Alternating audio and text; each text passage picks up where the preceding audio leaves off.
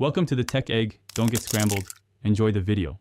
In this video, I will explain how to change the speedometer on a Jeep Grand Cherokee. First, ensure you have the correct replacement part and all necessary tools ready.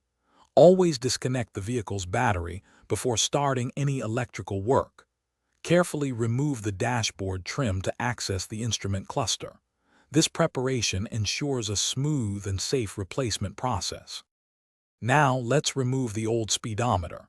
Begin by gently prying off the dashboard trim panels. You'll typically find a few screws securing the instrument cluster. Remove these carefully. Once loose, pull the cluster forward just enough to disconnect the electrical plugs from the back.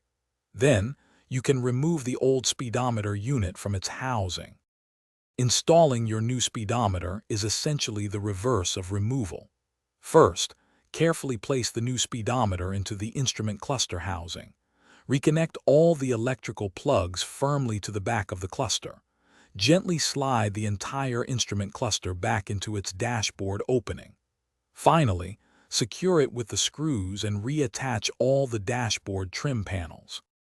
After installation, reconnect your vehicle's negative battery terminal.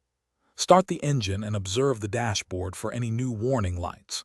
Take your Jeep for a short drive to verify the new speedometer's functionality and accuracy at various speeds. If the readings seem off, consult your vehicle's manual or a professional for any necessary calibration procedures to ensure precise operation. Thanks for watching. Consider subscribing if I helped unscramble your problems.